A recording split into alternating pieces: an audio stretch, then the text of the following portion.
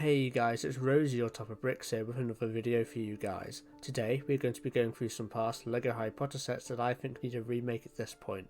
Now there are a lot, so I'm going to split this video up into two parts, so if I've missed any out then they're probably in my part 2 list which I've written up. So without further ado, let's get into this video. So for this list, the set remakes are all at different price points, so it's as if I was in charge of making the next wave of LEGO Harry Potter sets. This is what I'd do.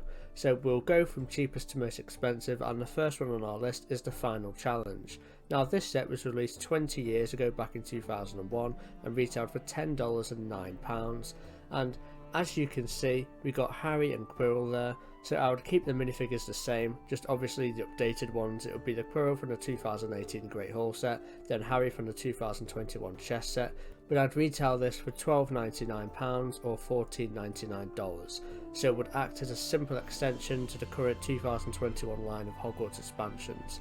It would be a simple Erised build like this. I wouldn't use the one from the Great Hall as I'd want it bigger than that. Then I would have just one built up wall with all the flames around the other three sides of a square shaped sort of mini diorama. It would be cool to have a newly moulded piece for the Philosopher's Stone as well, but I don't know if LEGO would actually do that. The next one on our list is the Troll on the Loose set from 2002. This set retailed for £10.09 again, so with this set I'd up the retail price to £24.99 and $29.99 and make it the same sort of size as the Umbridge's Encounter set which we saw from 2020. I'd up the minifigure count from 2 to 4 as well, so you'd have Harry, Ron, Hermione and the Troll. With the Troll, I'd keep it as a mould because most of the brick built versions I found online just don't really work for me. And we've had this issue with the Hungarian Horntail as well, where the 2005 moulded version was far superior looking to the new 2019 brick built version. But yeah, I'd focus the pieces on the bathroom instead, as the old set, it wasn't that great, even for 2002 standards. The Troll was fantastic, but the actual build, no. So that's what I'd do with this set if LEGO decided to re-release this, which I think they should. So the third set on our list is the first one of the mid-price sets, and that's going to be Hagrid's Hut. Now you may think, wait a minute, why does this need to be re-released? We got one just 1 to 2 years ago. And yes, even though we got one 1 to 2 years ago, that version of Hagrid's Hut was based off of the version seen in The Prisoner of Azkaban. And Hagrid's Hut in The Prisoner of Azkaban changes compared to what it looked like in the Philosopher's Stone and the Chamber of Secrets, because the updated version has an extra cabin attached to the central one which didn't exist in the films beforehand. And in the past LEGO Hagrid's Hut sets we've gotten, there's always been the initial version, and now we haven't got that version since 2010, so over a decade now.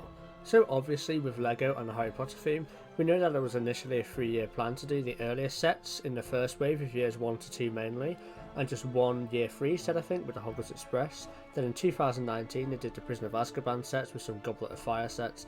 Then in 2020 they gave us some Order of the Phoenix sets with a couple Half-Blood Prince sets as well. Then in 2021 they went off track with these anniversary sets as such, which leads me to think that once they've celebrated the 20th anniversary stuff, next year in 2022 we'll be back on track with some Deathly Hallows sets and maybe 1 or 2 Half-Blood Prince sets. So if I were LEGO, I'd be clever and give us the initial version of Hagrid's Hut in a Half-Blood Prince sub-theme, so I'd base the new Hagrid's Hut set off of the Aragog's funeral scene in that film, so the figures would be obviously Hagrid, Harry and Slughorn, and would get an Aragog build accompanied with this set just like how they've done before.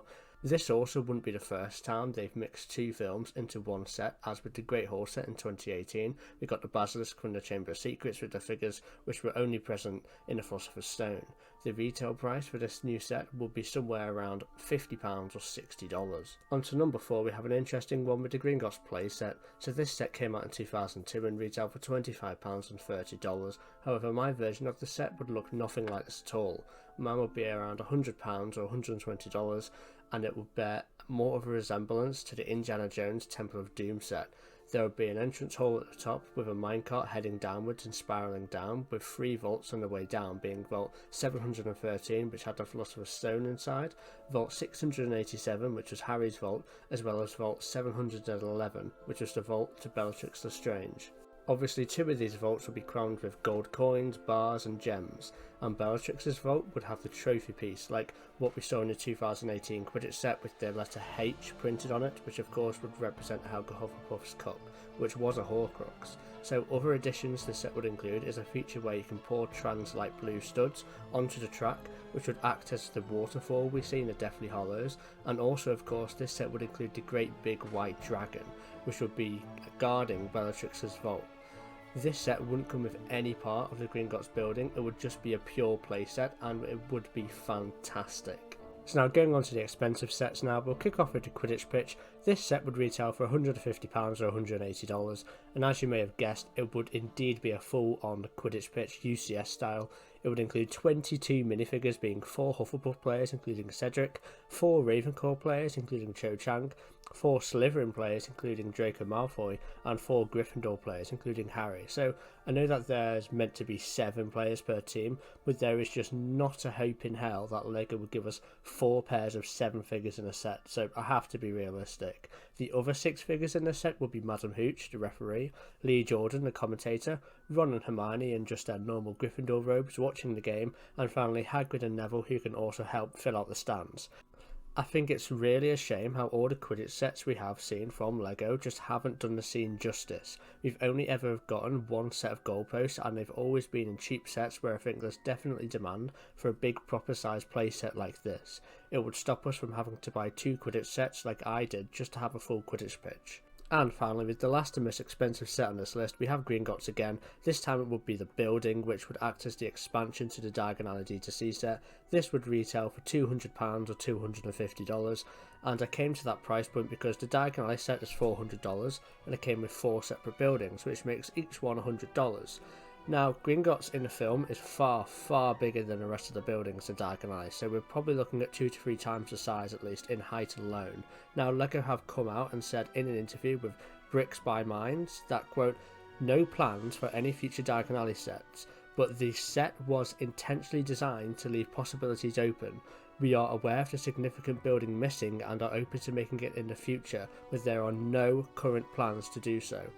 So unfortunately, there isn't a Gringotts in the works it seems, which is unbelievable considering what this D2C set is going to be later this year. But what we're going to do is we're going to act like we're in charge of LEGO, and if I were so, this set would definitely be coming out. So what I've noticed is in the Diagon Alley D2C set there are some Technic pins when you put the 2 street ends together, which would allow for an expansion to be placed vertically to the street, which would allow Gringotts to be introduced at a perfect angle, because in the film, Gringotts is the only building to be perpendicular to the rest of the building, so it would make sense for Gringotts to be attached like this. And plus, if it was attached like the other buildings, there would be nothing opposite it, so it would just look bizarre. But yeah, the building would be very tall, and it would comprise of the fancy entrance hall with the desks and the big chandelier, and it would also come with the big white dragon. So as you have guessed, this set will be based off of the Deathly Hallows, which we haven't done sets for yet. This would ideally be released when they do those sets in a year or 2, and this set name would be called Escape from Gringotts.